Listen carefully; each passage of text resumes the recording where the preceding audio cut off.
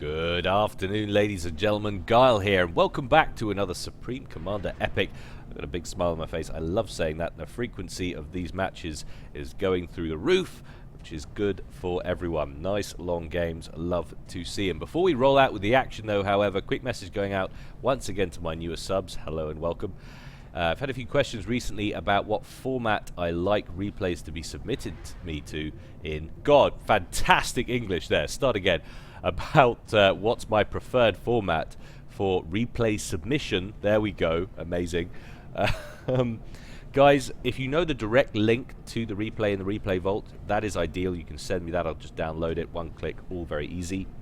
If you don't happen to know that link, if you could just host that replay on either Mediafire or Dropbox or some other such hosting service, doesn't really matter, and then just send me the link, that would be ideal. I have to look at between 10, 15, 20 replays a day, and it would really save me time if I didn't have to go hunting for the replays. You can then send me the link either through my Facebook page, private message on YouTube, private message to the forums, however you like. It all gets to me in the same way. And about what qualifies as a decent replay, what's likely to get casted: minimum 15 minutes long game time, please. Shorter than that, it has to be something really special or unusual. Also, not a complete turtle fest. It has to be regular action. We like epic comebacks, very close ACU kills, and the guy gets out of nothing. All of those exciting sort of things. And also, not a complete ruffle stomp.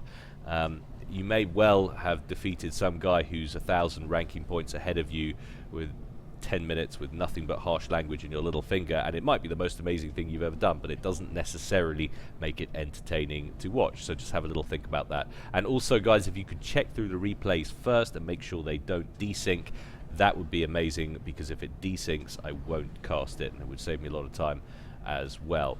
Awesome. That's my charity bit over. Let's get on with today's game. Sit down, guys, strap in, buckle up, suit up, do whatever it is that it takes to get you comfy, because this is going to be a long one. So let's head on over planet side and see how these guys are going to get on.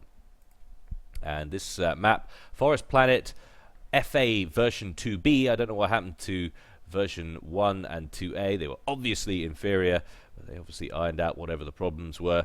I've never seen this map before. I'm rather excited about it.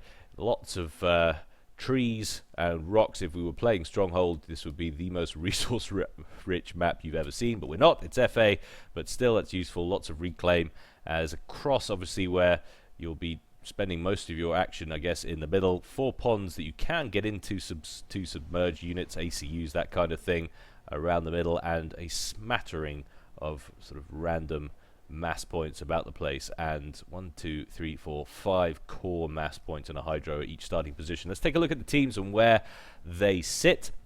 We'll call this Team 1 over here on the left-hand side, and over here on the right-hand side, this will be Team 2. Up here at the top left, for Team 1 in fecal brown, it's Syava. He's sporting this season's very fashionable Aeon and opening first land. And his teammate down here at the bottom left for Team 1 is RA's Mad Mozart. Been seeing a lot of this guy recently in baby blue, sporting Cybrin, also opening first land. And for Team 2 over here at the top right, going first air in regal purple, my good friend Tag Chosen, and getting a bomber off the conveyor belt immediately for some harassment. Love that play. Very nice to see indeed.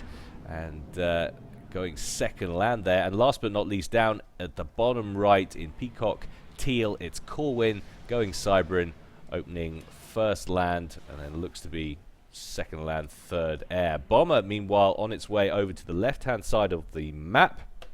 We've got Mantis and a couple of moles out there for Mad Mozart, and a slightly more expansionist sort of ethos or outlook on life there for Syava. A few more engineers in the mix. And ACU promptly moving out as well, looking to expand very quickly indeed. But the bomber from Chosen is going to prioritize Syava first, coming over the top of the mountains straight to the hydro. Pauses to try and get a bomb off, trying to get the best trajectory. Does manage it. I thought that was going to be outside the blast radius there, but he does manage to pick up that kill.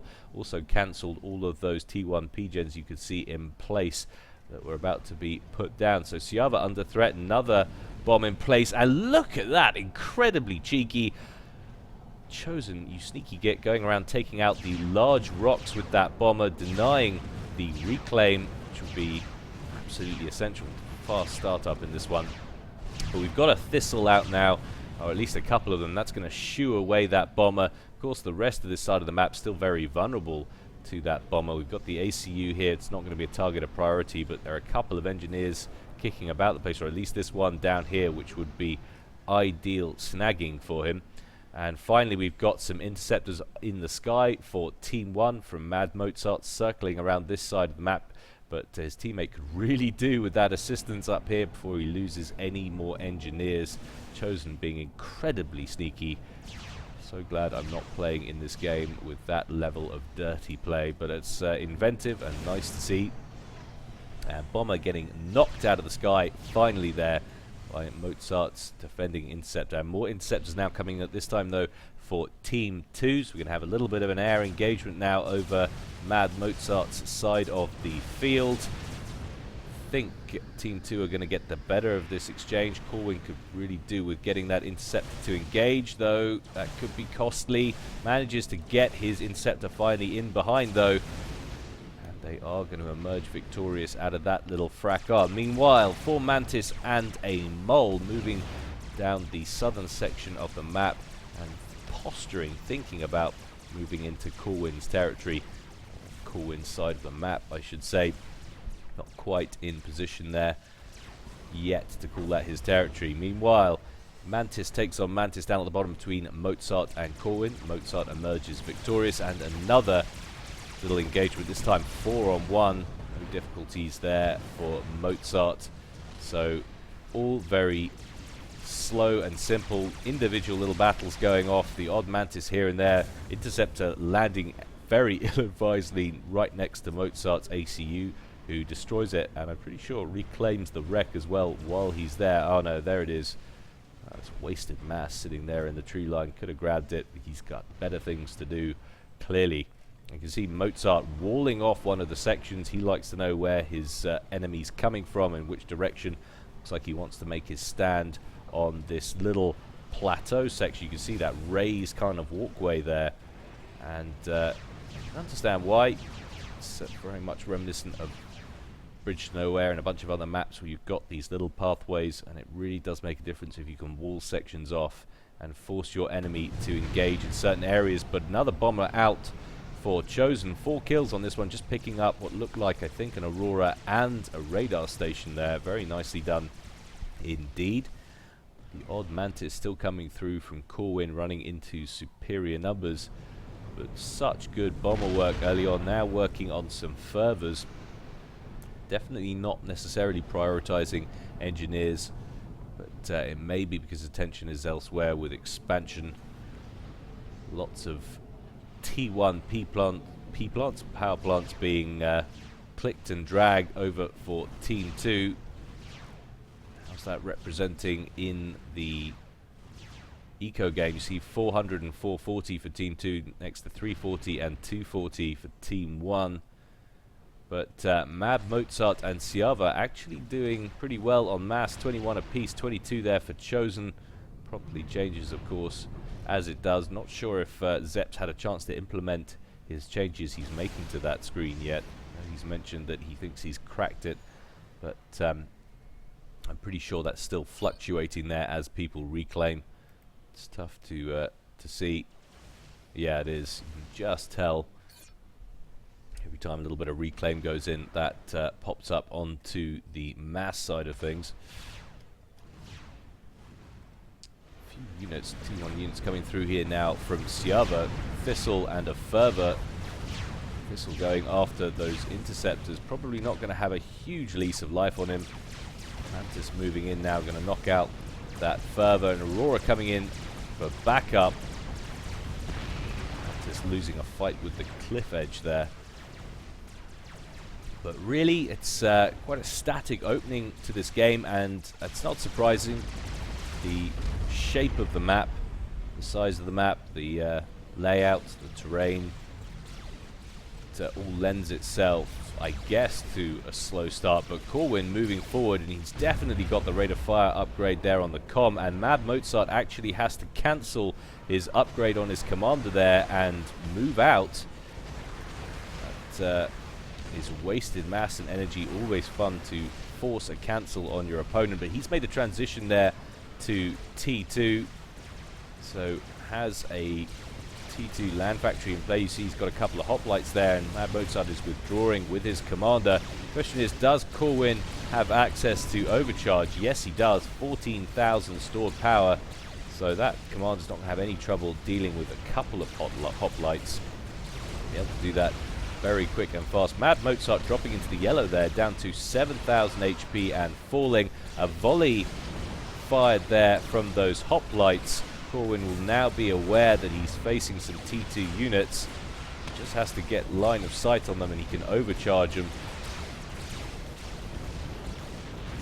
Mad Mozart for the moment looking slightly outgunned. Corwin forcing Mozart to retreat, but he's looking a little bit pensive. He doesn't want to engage too much lest there's more trouble coming from the north. Meanwhile, in the middle, Chosen has moved forward with a pretty hefty group of Auroras there against his opponent. It's quite interesting as well. The top is all Aeon and the bottom is all Cybran, so it is effectively a 2v2 mirror matchup there between teams of Aeon and Cybran.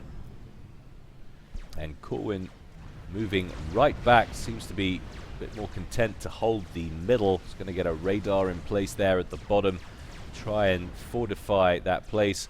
As long as they hold on to the middle, that's going to give them a mass advantage. Seems to be the thinking at the moment, which is perfectly reasonable. Now a little bit of a duking game left and right around the edge of this central cliff face. Looks like Chosen getting slight little bit of a benefit there from that battle, but not a great deal. Meanwhile, he's moving forward with his own commander, also upgraded. You can see the rate of fire there, and he's got backup as well, and things not looking great at the moment for Team 1. It has to be said. Beautiful overcharge there, snags 2 hoplites. Both of those go down, and Corwin advances forward again, forcing those units on this bottom ledge down here to back up. But there's literally nothing up here at the top at the moment to stop Tag Chosen's advance should he decide to continue on that trajectory. He's currently just picking up some mass points as he goes. You get the feeling he could waltz right up here right now, and there is literally nothing Team 2 can do about it. Mozart's looking a little bit more comfortable.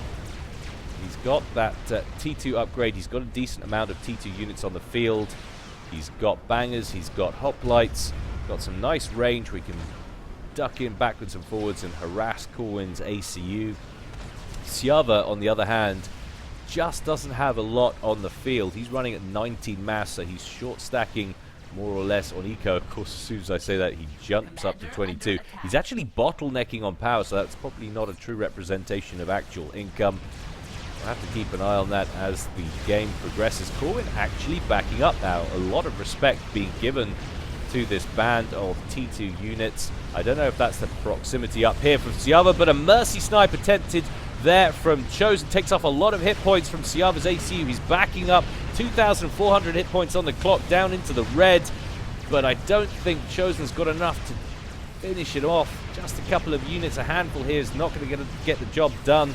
And Obsidian's moving in as well to assist that commander. What a shame for Chosen. That could have been an early ACU kill there. I think that looked like 3 Mercies should be enough to knock off at least 65% of that, the HP off that ACU. If it had at least or just one more maybe, he might have been able to push and snag the ACU kill, but alas it wasn't to be. But very, very close. Very nearly an early ejection there at minute 11. Still, it's nice to see that we've got all of our players still. It lends the game an air of longevity about it, which is good to see. But more hoplites building up down here at the bottom on this middle ridge. Bit of a pause there from the players. Chosen wondering what's going on. And a lot of build capacity mounting up down here, currently on pause, and that T2 land factory is currently upgrading to T3, so Mozart making the transition already to T3, not wanting to linger. See how this matches up against his mirror down here. Corwin, for the moment, doesn't even seem to be upgrading anything, any of these factories, to even T2, so he's going to be massively out-teched on the bottom, and I wonder if this is going to swing this game at all. Of course, it would seem, at least on the face of it, that Team 2 has dumped a hell of a lot more mass into the upgrades on their ACUs, so it's not surprising they're slightly further behind on tech. Nonetheless, Chosen has made the transition to T2 Air and is immediately jumping to T3 as well. So he's making a nice transition in usage of units and tech there against Syava, who does have T2 but is also jumping to T3. So a real tech race going on here between at least 3 of the 4 players. Corwin's going to need to pull his finger out. He's going to find himself left behind in tech on this game. How's he doing on eco? 26 mass compared to 35, 35 and 43. Massively behind from the rest of the gang. And he's not short stacking on ranking points either. Syava is the lowest ranked player in this game by over 100 points. He's 120 odd ranking points below him. So there's no excuse at this level. But swift wins out for Chosen, helping to dominate the skies a little bit over here, and that will alert Team 1 to the threat from the air. But Chosen looking a little bit exposed here. Nice overcharge though, grabs a couple of units, looked like an Obsidian, a Hoplite and a T1, but more Obsidians and more Hoplites rolling in. And he doesn't want to get too cocky here. He might have that gun upgrade, he might have the overcharge, but many a player has been ejected before his time by getting overconfident. Nice overcharge there though, grabs another 2 Obsidians. That's going to relieve the pressure slightly. Obsidian's incredibly dangerous, but look at that, it was about 5 units that just got nailed. And suddenly Chosen looking a little bit more comfortable down here. Another overcharge into this mix could grab at least 2 or 3 more Hoplites. Mantis coming in from Corwin, they're not going to last too long. Massively out tech. Mozart though, with his ACU, is securing this bottom section. He's thrown up a shield and is now working on some Cerberus PD. Cerberus of course now having had their values adjusted, now that they now track, are once again garbage. Woeful damage that they do. I think personally they should just put them back to the way they were. It's my own personal opinion. I mean, I like the burst fire. I like the fact that they now hit what they're aiming at. But why not just let them keep their damage? Make every faction have some decent point defense so that they can throw down some PD in an emergency. It just allows every faction to be a little bit more versatile. Why not? It's fine, I think. But T3 units on the field being pinged. We've got a loyalist there for Mad Mozart. So already seeing a few rolling off the conveyor belt. T3 operational back here at Syava's base. Are we seeing tech yet? Yes, we are. Down here at the bottom right, we have a T2 factory online for Corwin, and that is not before time. Definitely needs to get a wriggle on if he's going to stay in this. Everybody else is either at T3 or making their way there. You can see over 57% or so done for Tag Chosen on that air upgrade. Wonder if we're going to see mass restorer play happening anytime soon. But yeah, definitely a fast tech progression in this one, and I really do think it's just down to the shape and nature of this map. It's got to be the way to play it. It's not you're going to be able to be flanked, so mass T1 is going to be less effective thanks to the shape and terrain, as we've discussed before. But now quite sizable push up top from Syava, making his way into the middle. Not going to pursue though into the middle after Chosen's units. Probably a wise idea. We're starting to see some Harbingers join the battle now for Syava. It's going to be interesting. Real tech deficit against Team 2. Team 2 not going to have anything on the ground that's going to be able to deal with Loyalists and Harbingers. Question is, how aggressive are Team 1 going to be now that they've got this advantage, and do they even realize they have an advantage? There hasn't been a great deal of scouting going on in this game, not that I've seen so far at least. Yeah, turret taking some ranged fire there. Finally bites the dust, and as will its neighbouring mass point. And onwards, Mozart pushes, picking up a few units as they hightail it back to safer territory. But a combined push now through the middle and from the top as well from Syava. A lot of T1 units. I think Chosen's probably got that covered. He's probably going to have some T3 air units in the mix soon as well. He's working on spy planes to get some intel, find out what he's facing. But still, having access to that comm, it's going to keep things open, at least for the moment. Mozart's still respecting that comm, not going to overcommit with that handful of units. Knows a couple of overcharges will take the sting out of that pack. Lots of fervors in this mix, though, taking down that T1 land factory nice and quickly. But in comes Chosen's ACU, as well as a wave of bombers as well coming in over the top. Flying straight overhead, bombs away, overkilling one Aurora and probably getting swatted out of the sky by some defending interceptors and a swift wind as well. So T2 air power in place there for Syava, as well as his T3 land tech. So not a great deal of units physically on the field there for Syava, but definitely keeping up with the tech game. And if you look at how the game has changed in the last 10 minutes or so, wasn't so long ago, both Chosen and Corwin were up here, so that was a good, what, 4, 6, 8 mass points that were basically effectively in their hands, and that has completely swung around now. Team 1 have control of that territory now. Corwin chilling in the pond there with his ACU.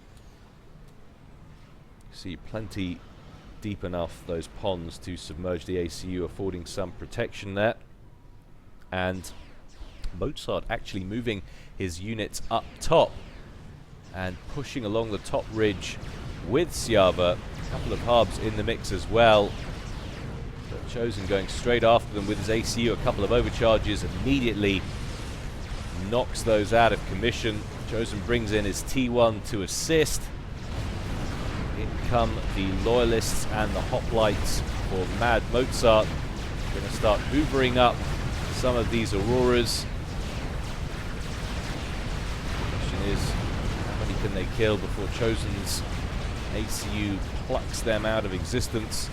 You see the EMP going down there from the destruction of the loyalists, temporarily knocking those Auroras out of commission. And Mozart wisely wheels south away from that ACU. Do a lot of damage with these T3 units if you can get in amongst these mexes and amongst some of Corwin's buildings. Chosen looking slightly surrounded now. I think it's too critical. There's not enough units in play. There are restorers out now as well for Chosen. A few bangers at the back. They are primary target. One of those restorers has been shot down already. Chosen doing some nice micro there with the ACU, avoiding all of that further fire.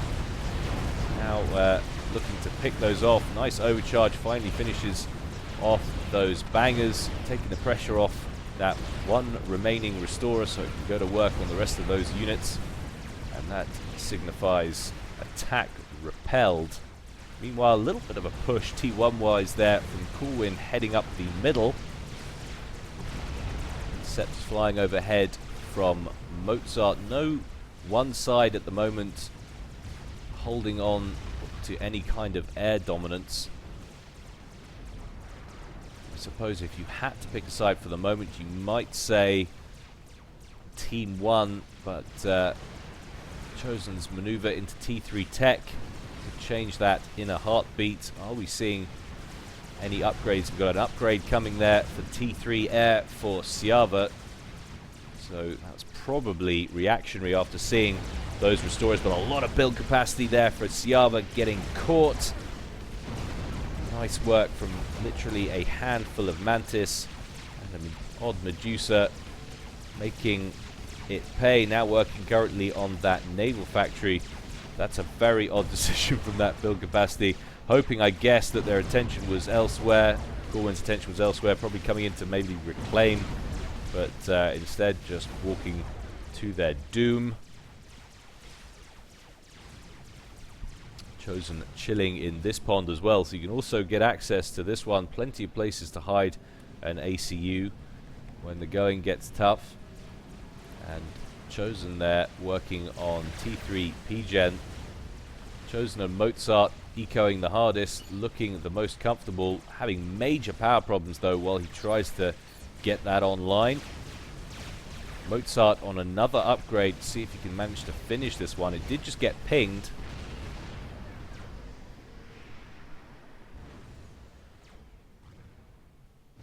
Once again, pressure alleviated slightly, but we're seeing some T3 units on the field now for Corwin. A couple of loyalists just guarding the middle.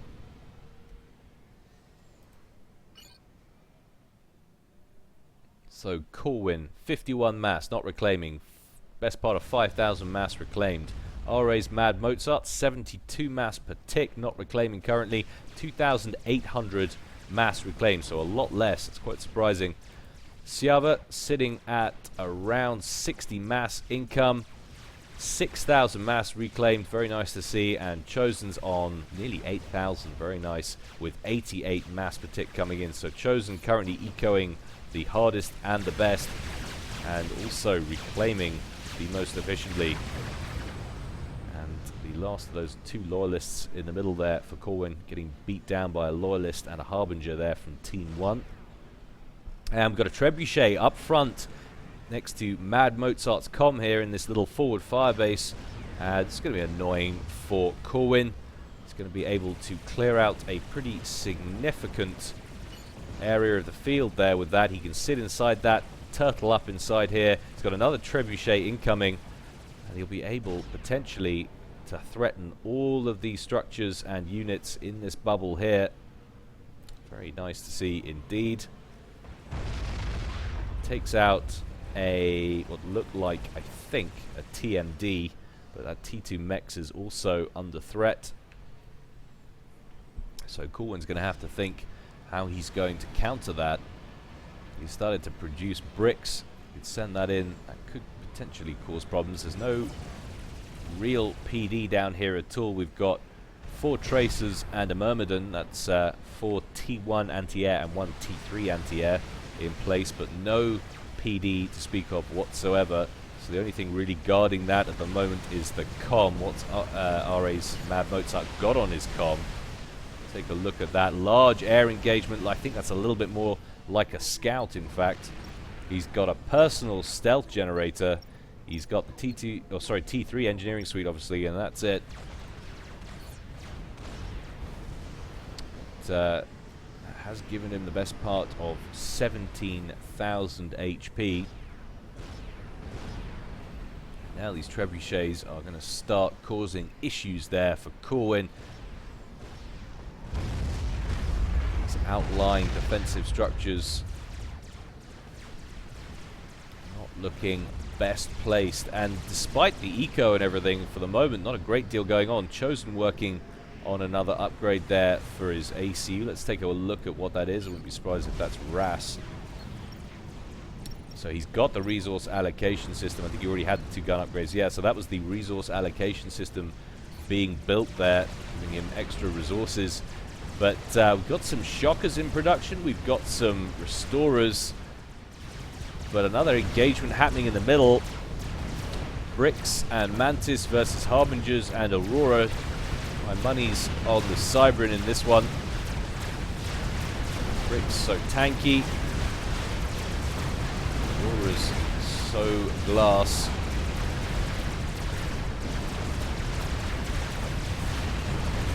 Like that's going rather well for Corwin, as you would expect. I find Aeon so very difficult to play. Those trebuchets have moved forward. What are they targeting now? Going after these patrolling units here, mostly Sky Slammers, I think. A few Spy planes going overhead, but look at the amount of mercies that Chosen has built. Looks like he's going for a snipe. He's going to need more than that. That's 1, 2, 3, 4 generators that he's got to break through. Coming straight in, and it knocks out the shield and damages one of them. But that's all. Doesn't make any impact on the comm at all, thanks to some decent anti-air and some interceptors in the area. But Syava getting caught. He's got personal shield though. Nice overcharges, grabbing those loyalists, takes those out of commission. That's just a handful of Mantis that they've got to worry about back there. Not a great deal of issues. A few units of build capacity though. Probably going to lose their triple mechanical lives. Quite a few in fact. Best part of 5 units there. Landed. Interceptors getting caught there by the bricks. Take off at the last minute. But those trebuchets at the very least have been dealt with. So that's a headache gone there for Corwin. We've got a Monkey Lord online. So that's what Mozart's been doing with his mass. And a GC, 3/4 done, just turned 75,000 HP as we zoom into it there. So suddenly this game leaping headlong into the experimental phase. One lone hero harbinger moving into enemy territory, trying to cause as much damage as he can. Bricks, restorers, auroras coming in to intercept it. Now, if I were Corwin, that would not be my choice for a home. Not quite so close for to that base there. I mean, I know it's relatively safe, but why not when you've got a perfectly good pond down here? Why would you not sit in that one? A couple of bricks now moving forward once again for Corwin. Very back and forth this game so far, and I like the teamwork there of transferring to those engineers from Chosen to Corwin's control. So a very big team effort getting that GC online, and that's a damn good thing too, with that Monkey Lord heading this way. And of course the Monkey Lord stealth, one of its main attributes. And actually, it's got to be said, that's a woeful amount of intel being gleaned there for Team 2. They have no idea of anything coming, let alone the Monkey Lord. So it sort of comes into range there, and that's just this T1 one at the front, so they won't be seeing that Monkey Lord until it emerges or starts firing at this mass point, or this radar up here, making its way along the top. Where's the GC going? So the GC is moving south at the same time. It's going to try and clear that firebase of Mad Mozarts. It's going to be quite similar engagement times. That Monkey Lord getting pinged finally as it does pop that Mex. Let's go to dual screen and take a look at these two engagements simultaneously as they happen. In comes the GC, and it's wheeling as soon as that Monkey Lord's presence is made known, and I guess that's the right move because that Monkey Lord is so very close to Chosen's base. I don't think even with that GC wheeling it's going to be able to make a difference there. One hero brick, all that's needed to come in and finish off all those shield gens and that T2P gen. Will it be able to take down those Cerberus turrets as well? If it prioritized its targets, it definitely would be able to. But onwards comes that Monkey Lord, and Chosen, oh man, that's got to be a bad feeling. Large enemy spider in your base, depletes the shield gen, knocks it out of commission, and now all that build capacity under threat. Restorers coming back to try and deal with it. Trouble is, there's an awful lot of ascendants in the area there from Syava. It's going to be causing problems for that Restorer. Chosen comes out of the water with his ACU to shoo away that flak, to give that Restorer more time to put as much damage on that monkey as he can possibly do. Trouble is, this base, by the time this GC gets there, is going to be virtually gone. He needs to kill this T2 power plant ASAP if he wants to affect maximum damage. Wants to knock out all 3 of the T3 mexes. 1 down, the power plant down, 2 down, another Restorer rolling off the conveyor belt there from the T3 factory. That's another target of priority. GC though makes its way onto land.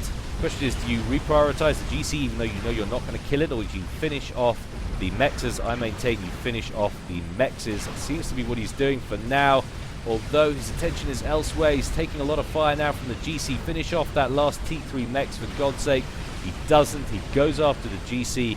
You know you're not going to get the kill, but then again, of course, if you shed the HP off the GC, it's less for you to face later. And if you're out of an experimental and your opponent's got one, you know that's coming straight for you. Down goes the Monkey Lord. GC got taken down to around 52,000 HP. That's a lot less that he'll have to face. And those last few units for Syava, they're getting taken out by a couple of supporting units there from Corwin. Chosen moving out of the water down here, going to start rebuilding his base in a slightly different position. He's going to be hurting so badly on everything. Well, I say that, apparently not. He's got all the mass in the world to deal with or to play with, so it won't be too hard. The trouble is he's short on build capacity. That's what he needs. Needs build capacity ASAP. That'll be the RAS upgrade, of course, on the commander, and that's why that sucker is so important. You get that on the comm. And even if you lose your base, rebuilding is so much less of a headache. Unfortunately, he doesn't have, like I say, a lot of build capacity to assist the comm in doing that. I would be asking Corwin for a bunch of engineers to help me rebuild, but I guess he feels he's got it under control. What's the next move then for Team 1? They've caused a lot of damage, and the next is to build a bug. 33,000 hit points done and climbing. Mozart sitting in the pond here. He's got a couple of extra engineers coming in from Syava to assist that, and that could be an absolute game nailer right there. That GC coming back into the fold, 53,000 HP, and you've got to not like the position that Team 2 are sitting in at this point. Chosen's got a lot of rebuilding to do. Yes, he's got that RAS upgrade, but his base is in tatters. Admittedly, there's a ton of mass to reclaim in this main base section. He's got all of his own old base to reclaim, but not only that, he's got that Monkey Lord Rex sitting in pretty safe position right at the back of the map there for him. Onward marches that GC. He's going to pick up some free build capacity there from Mozart. And there's a ton of bricks up here for Mozart as well as a few loyalists. Restorers coming in to deal a little bit of damage. Want to be a little bit careful. There's a couple of bangers in the mix here from Corwin, which are going to be going straight after those restorers. Bricks focusing on the rear units behind first. Be wise if you're taking out these bangers. GC going to hoover those up as best he can, down to around 42,000 HP and falling. And only 28 kills or so. Not a great deal of damage caused by that. 1 star on that, so 10 hit points a second regenning on that. But Syava right here with his commander, and is actually walking towards the GC. It's incredibly bold, wants to give Mozart all the time in the world, doesn't want this bug to get caught, and the beam gets prioritized onto Syava there. He loses about 6,000 hit points off that personal shield. He's going to back away back towards the water. He needs to be so careful now. Although the GC is down to 25,000 hit points, he needs to not get himself popped. Nice overcharge there, knocks off a ton of hit points. GC prioritizes him. Another overcharge though will finish him off. There he goes. Ballsy play from Syava there, using his commander to keep things in play. And now we've got a large air engagement over the top. They've spotted this bug. They don't want it getting finished. You can see the restorers coming in there and some interceptors there from Corwin, trying to offer those restorers some protection while they deal as much damage to that bug as possible. This is real tit-for-tat stuff with these experimentals. It's all about the percentage points. How many HP points can you remove from these experimentals, either while they're in production or in the engagements that you have with them, so when they come for you, you're facing less of an ordeal. But that gunship, tough to say how much it's lost as it's still in production, but I think it's probably lost a decent amount. I think we're probably talking about when that goes live, we might be looking at 65-70% of its hit points remaining once that's completed. But nice work nonetheless from Syava. Very ballsy indeed, using his commander like that. You can see him assisting this bug now. He should get that done in no time at all. 52,000 HP and climbing. Very nearly completed. It's going to be so interesting to see what Team 1 decide to do with this, what they're going for. And there it goes, 55,000 hit points. It completes on. And where is it heading? And another Monkey Lord missed production of, and that's bad location and timing. You'd imagine that the bug is going straight after it, as well as a handful of restorers. And that's a free mass delivery on Team 1's doorstep, that's for certain. ASF's on the field for Corwin, but only a couple of them. That's not going to turn the tide. Another spider in production down there for Mozart. Down goes Corwin's Monkey Lord. And those air units go to work on the last remaining land units in this area for Corwin. Decent amount of engineers back on the field now for Chosen. He's back up to T3 Tech for land. So he's advancing a pretty decent rate, as to be expected from a player of his caliber who has the resources. Question is, can he get back into this game? Can they get safe? Can they deal with this bug and stay in the game? It's a tough call. There's not a lot on the field. Corwin's wisely devoting pretty much everything he's got at the moment to ASF production. But the question is, have they got time? Bug incoming, 61,000 HP. What have you got, if anything, to deal with it? There are a couple of Myrmidons kicking about the place which will help. There are also some bangers on the field, and that's got to be what you'll be producing en masse now. You can see them rolling out there from the base. That's a lot of bangers. That might make life difficult for Mozart's bug. Do you stay and try and engage and cripple the base, or do you go elsewhere and try and corner them in, shut them down, finish off Chosen once and for all? And a massive self-destruct there, and all of the T1 engineers doesn't want free veterancy going out to the bug. Wise move indeed, and they've got it. Free mass delivery incoming. Crash landing right on Corwin's doorstep. Very nice play indeed. Restorers retreating if they know what's good for them. Very impressive. Another spider under construction here from Corwin. It really is experimental city down here.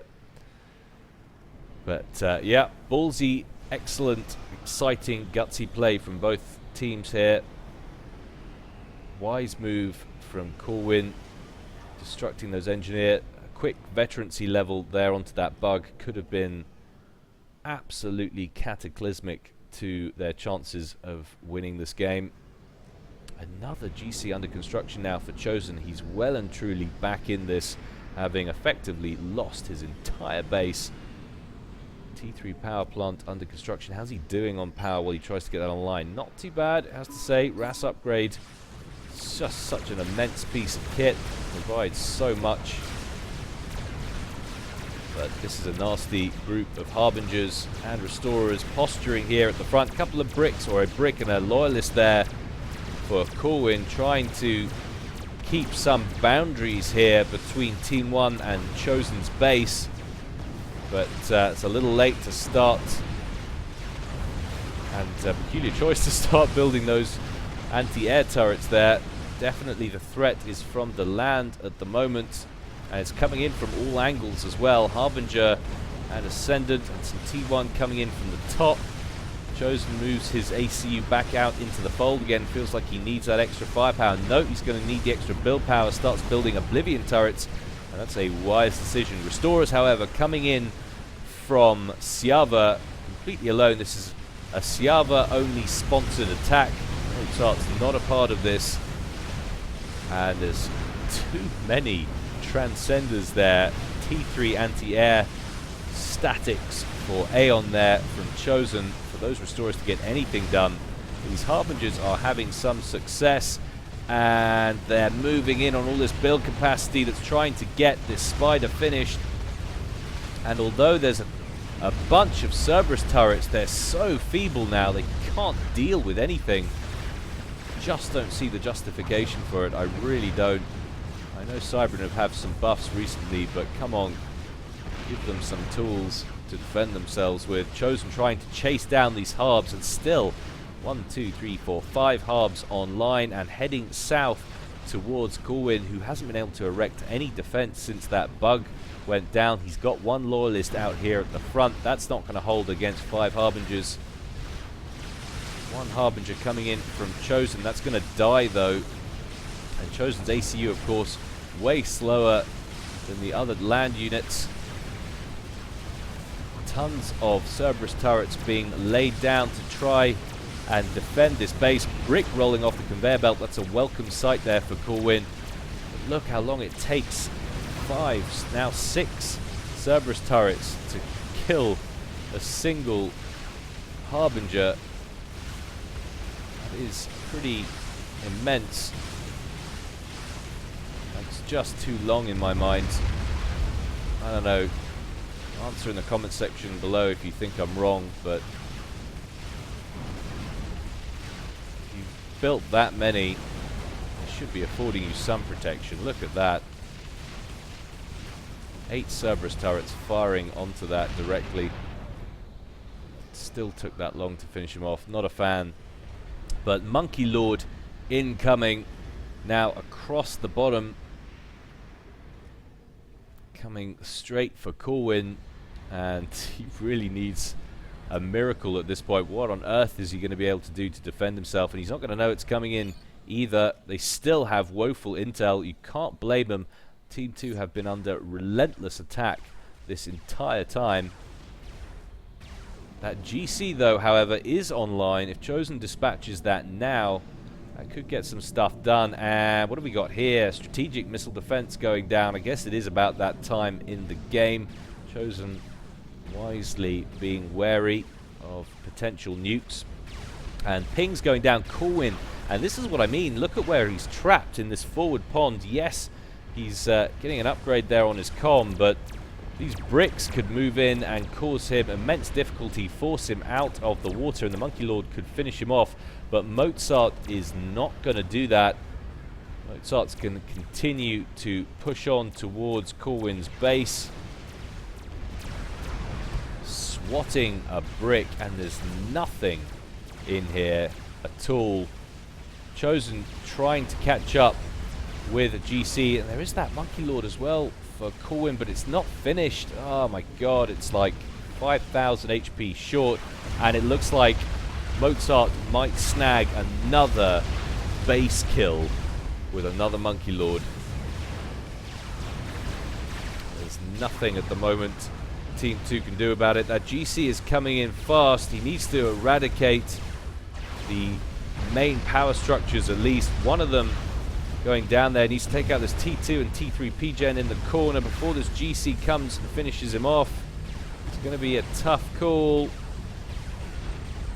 Of course, it takes so long for that sweeping laser to turn, but not too long for it to vaporize a power plant. Down it goes, and what's that done to Corwin's power?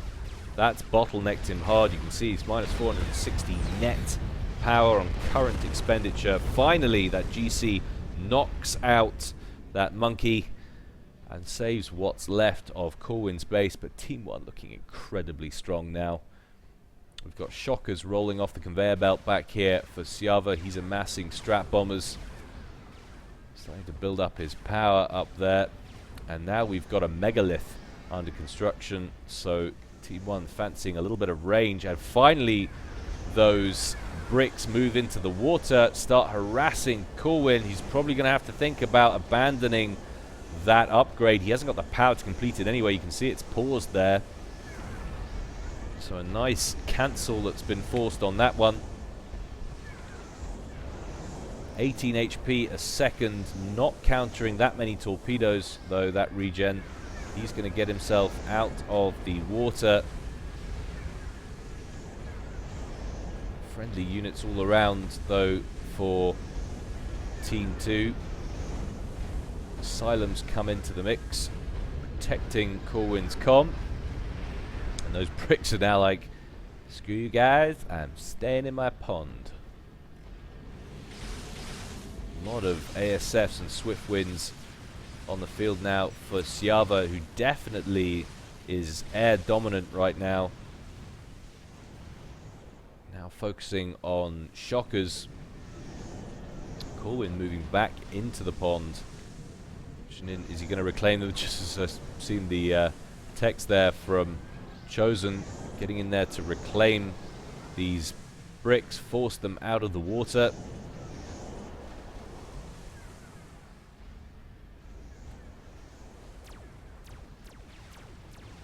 Very night before Christmas stuff. All is quiet at the moment except for this one little engagement going on around this puddle here, and those bricks making a real mess of those ascendants there.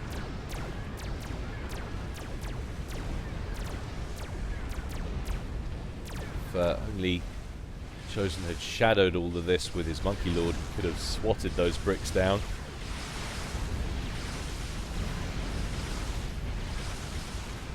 A little bit of a scouting run there from Syava with some redundant T1 interceptors, and some mercies being built back here for Syava as well. I guess just in case he gets a read on a commander that's probably in response to what's been going on down here. They thought maybe they could try a snipe. They'd do well to get past that many ascendants, though. That would be a tough ask. Finally, however, that GC knocks out those bricks. I have laser already. Were we trying some kind of maser-com?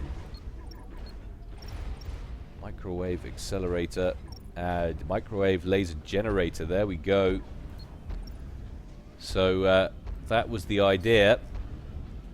But of course, resources slightly lacking at the moment. And we've got a Tsar under construction back here for Chosen, as well as a GC, and it's quite astonishing to see him leading the mass income there. He's bottlenecking on power hard while he uses up the rest of that mass. But to see him come back into the game like that, very impressive indeed. I think that was probably a couple of mistakes there from T1, not killing off Corwin when they had the chance with the bricks and the Monkey Lord. Easily could have done it, I think. Especially with Aeon over there. Why not just pump some units into a couple of solaces and bomb Corwin out of the water into your Monkey Lord? But hindsight's a wonderful thing, and so is a view of everything. But now we've got a GC and a Monkey for Chosen, moving in on this central position here for Team 1. Mozart has Megalith in place. He's going to use that shield up to give it cover and an HP advantage. Once that Monkey Lord gets the laser in there, I think they might be able to win this. At least the focus, although a lot of hit points shed off that Colossus already. They're going to focus on those power plants first. Need to get both of these experimental, though, tuned onto this Megalith if they're going to win this exchange. I think they might have done it a little bit late. Quick blast there finishes off that other power plant. Whole bunch of mercies come in, though, to finish off the GC. Nicely done, as well as some shockers. Good use of units there from Syava. Yes, they've lost a couple of power plants and that little shielded base section, but that's 2 experimentals out of commission for Team 2, and that was what was really stemming the tide for them.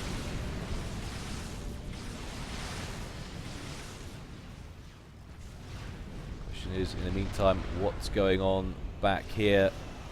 Nuke defense going up there for Corwin. Got nuke defense already online for Chosen. Not seeing any missile launches, though, out for Team 1. That is just precautionary for Team 2. Getting to that time in the game, always a good idea to throw down one of those. 48.5 minutes gone in this game already. Doesn't feel like that. I hope it doesn't feel like that for you guys. Hope you've been enjoying this. I certainly have. But onwards marches this Megalith right down the central walkway there, and There's a few harbingers on the horizon for Chosen.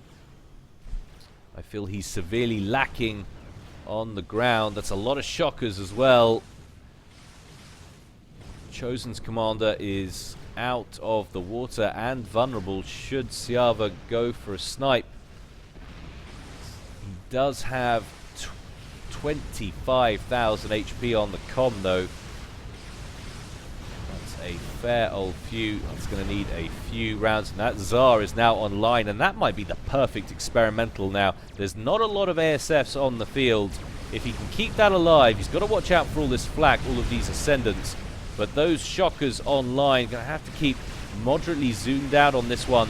Tsar takes down the megalith, so that's out of commission, but he's got to be so careful to keep this alive now. ASFs coming in from Mozart, ASFs from Corwin going after the shockers. They bug out and promptly make it over friendly territory and get those ASFs taken down. Corwin under pressure there from a whole bunch of Syava's harbingers and a loyalist there as well, but still that Tsar is online. If they can keep it online, they can hoover all of this up, and there's just not a lot of interceptors or ASFs online right now for Team 1, so they could really turn things around with this Tsar flying over the top of Corwin's comm to keep him protected. That's so much flak. This is going to take really careful maneuvering now from Chosen.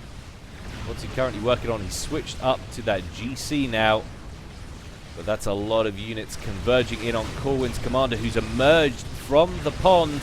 Needs to be so careful. Yes, he's got that laser generator taking a few blasts on some of those units, and the Tsar's back overhead as well, hoovering stuff up, taking an enormous amount of damage, but a lovely rank up in veterancy there.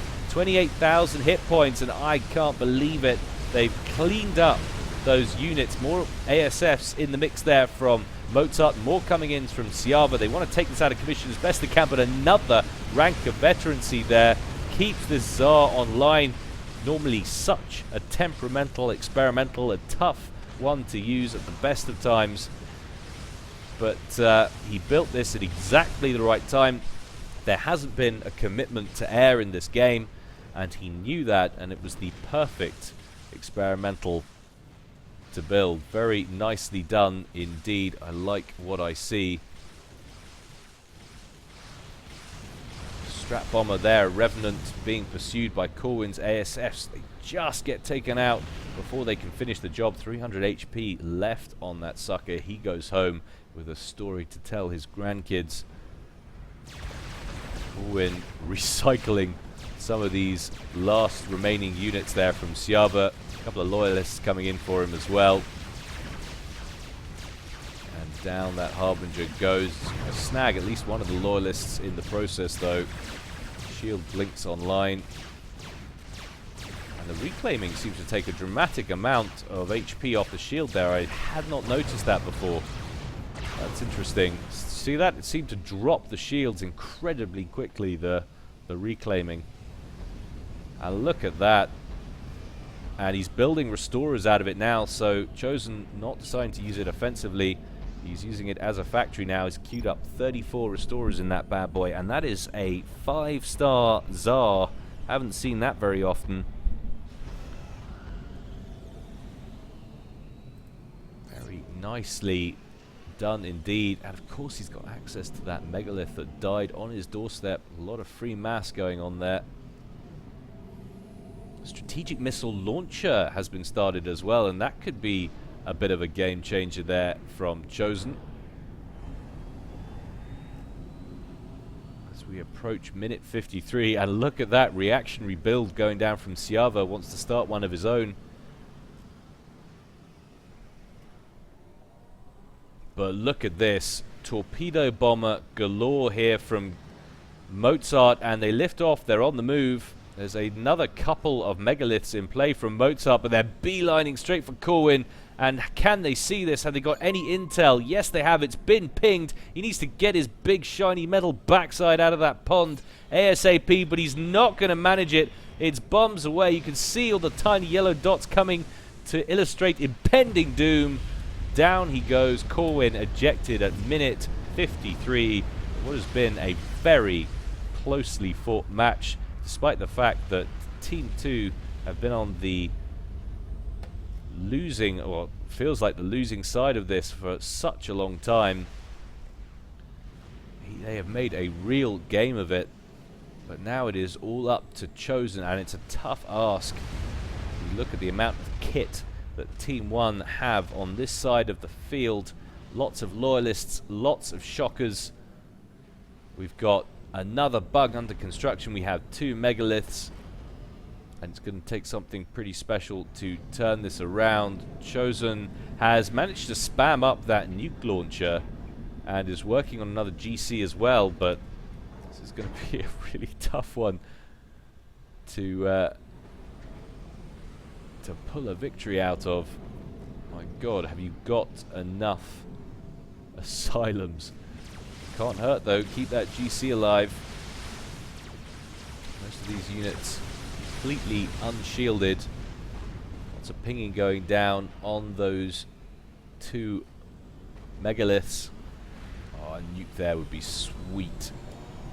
But you can imagine, as soon as they hear the strategic launch detected, they're not going to hang about in that pond. It's going to be a tough journey over there to snag some comm kills with a nuke.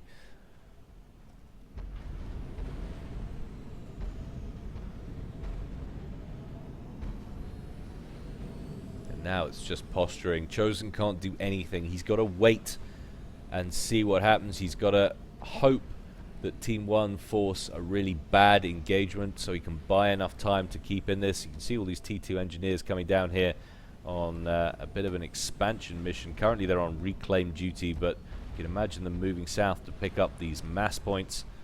There's a lot of mass down here to be had, that's for certain.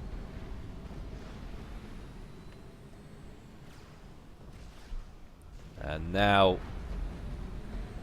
we're going to see just what Chosen's made of. Megaliths in range. GCs engage. Gonna knock this down to -1 so we get the best possible look at the action. The Tsar's incoming. We've got 50,000 hit points and plummeting on that first GC, but 40,000 plummeting on that first megalith. And that Tsar is going to make a real difference. The question is, how long is it going to survive? It's got 75,000 hit points on it, but it's a lot of ASFs in the area for Team 1. It flies overhead. That first megalith is going to go down at about the same time that GC goes down. So it's 1-for-1 in those 2 experimentals. In comes that GC. It's going to fly over the top. It's going to, sorry, not GC, the Tsar. It's going to fly over the top. It's going to open fire. But look at the amount of HP that just fell off the top of that Tsar. This is going to be close. We've got a lot of restorers in the mix as well. That Tsar gets shot down. It's going to land on top of the megalith, and it's going to knock off about 20,000 hit points, which puts the megalith and the GC on par.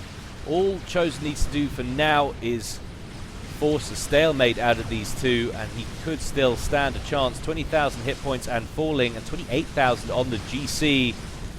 So amazingly, he's going to win this engagement, and that's more mass on his doorstep right there. Astounding, absolutely astounding. 38,000 hit points left on that GC. And Chosen is still in the game. I could have sworn that that was not going to go his way. But he has got a bug online now that he has to worry about, and that is coming his way. Mad Mozart, 227 mass per tick income. Syava 180, Chosen 189. Let's take a look at the reclaim. Mozart's pulled in 56k, Syava's pulled in 61k, Chosen has pulled in 82k. It is an advantage, but it's not enough to swing this, not at present rates. Revenants and Shockers incoming, going straight after the GC. And now the bug as well. This is not a good look right now for Chosen. And that GC is down and out. Strategic missile launcher is 50% done. He's not prioritizing it, not at the moment at least. The question is, where's he going with that bug?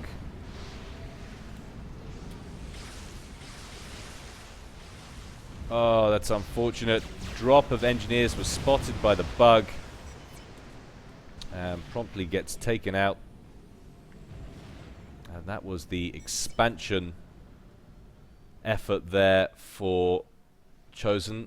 And that's a Harbinger, or a couple of Harbingers right there, reclaiming those wrecks. And that's a problem. Chosen can't actually get close enough to it to take advantage of those. He needs that mass. Needs that mass like it's going out of style. A lot of build capacity there from Syava on that Tsar.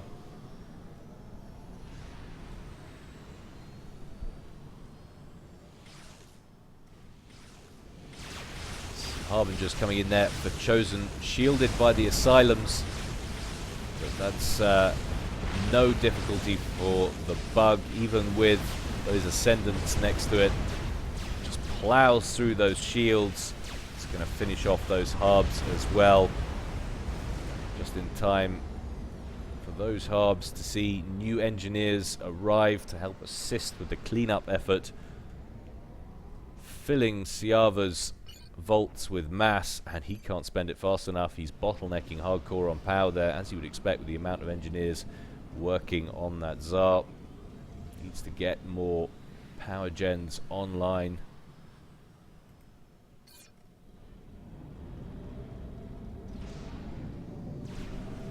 A few more engineers being devoted to this nuke launcher now.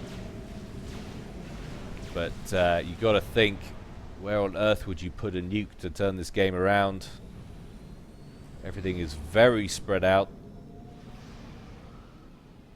You're not going to catch a commander, and they've actually seen, I think, the nuke launcher, because Mozart is sitting very comfortably in a Dragonfly, ready to be moved at a moment's notice. Syava is sitting in one of the ponds. He's in the top one for the moment. And Mozart not wanting to engage with that Soul Ripper. He's just going to chill overhead, make sure Syava is protected while he gets his fill on all of this mass that's sitting here. It's just tons and tons of mass.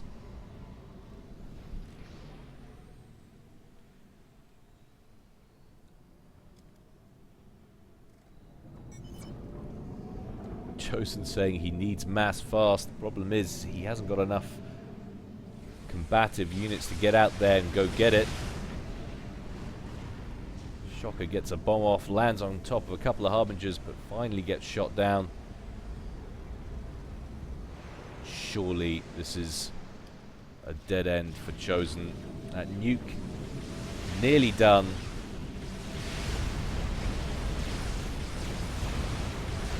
Ascendants moving forward to try and put some fire on that Soul Ripper that just needs to pop backwards and forwards. But I can hear the nuke launcher firing in the background. Where's he going with it? Launch detected. There it goes. Oh no. And that one engineer, I guess he thought maybe that that was still a commander. He's seen them there before. It's where they've been all game, so you can't blame them for thinking that's where they were. Very unfortunate. Tsar online, lots of revenants, and this looks like the end for Team 2. Chosen's commander sitting right in the middle of his shields, but he just doesn't have anything to deal with that. Revenants come in over the top, unleash their volley. Shields take most of the impact. Chosen down to 17,000 HP, but in comes the Soul Ripper, in comes the Tsar.